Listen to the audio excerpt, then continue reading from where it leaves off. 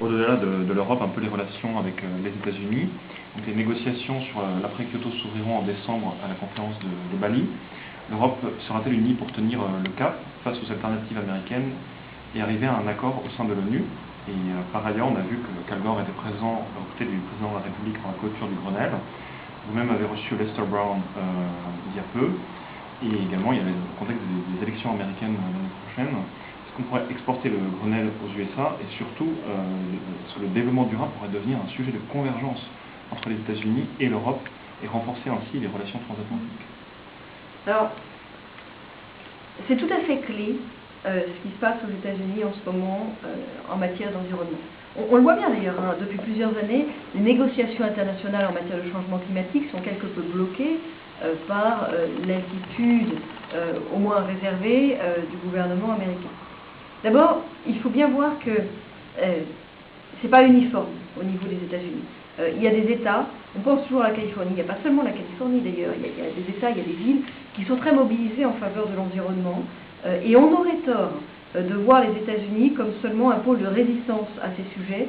En fait, d'ores et déjà, sur un certain nombre de thématiques environnementales, ils sont très en avance. Simplement, ils ont un mode de fonctionnement qui fait que, vu du niveau international, ce qui apparaît à la lumière, c'est le gouvernement fédéral. Et le gouvernement fédéral, c'est vrai, sous l'impulsion de George Bush, n'est pas très mobilisé, c'est moins qu'on puisse dire, sur l'environnement et sur la lutte contre le changement climatique.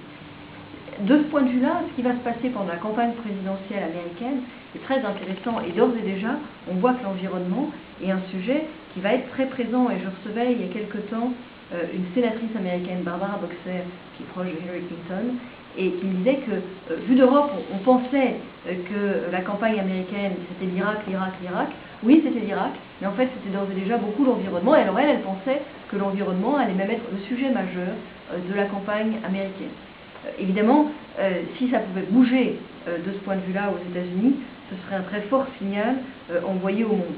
C'est vrai que la conférence de Bali au mois de décembre, décembre qui vient, sur laquelle on a besoin d'avancer si on veut être dans les délais pour avoir une suite au protocole de Kyoto, elle tombe d'une certaine manière pas très bien, enfin elle tombe quand elle peut tomber, c'est-à-dire qu'elle tombe à un moment où les États-Unis, au niveau fédéral, ne sont pas fortement engagés et pas autant qu'on le voudrait pour avoir un accord, notamment ils ne sont pas prêts, disent-ils, encore à se mobiliser sur des engagements fermes de réduction de gaz à effet de serre. Et c'est le rôle de l'Europe aussi que d'essayer de les entraîner. C'est un rôle que l'Europe jouera d'autant mieux qu'elle est unie sur ces sujets.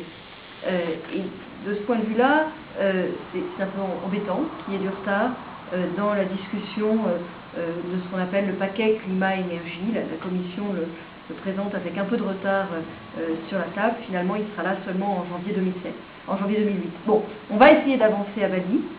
On aura sous la présidence française de l'Union européenne une nouvelle conférence internationale sur le changement climatique à Poznan.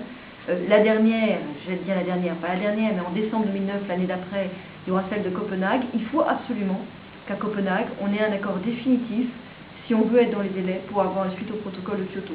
Et c'est vrai que la présidence française sera une des clés, elle sera un moment charnière où les choses doivent se nouer, elle sera juste après l'élection présidentielle américaine.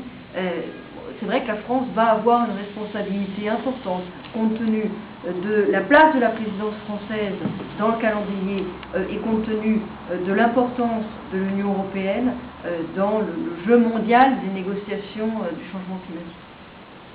Merci beaucoup, Madame la Ministre. Merci à vous. Et puis, on a besoin vraiment sur ces sujets de la mobilisation de chacun au niveau national, mais aussi au niveau européen, au niveau international. Je crois que c'est vraiment un des sujets sur lesquels, c'est vrai, il y a des intérêts, il y a des habitudes, il y a un moment où il faut que les citoyens montrent qu'ils sont prêts à se mobiliser. Ils l'ont beaucoup montré au moment du Grenelle. Il faut qu'ils restent présents.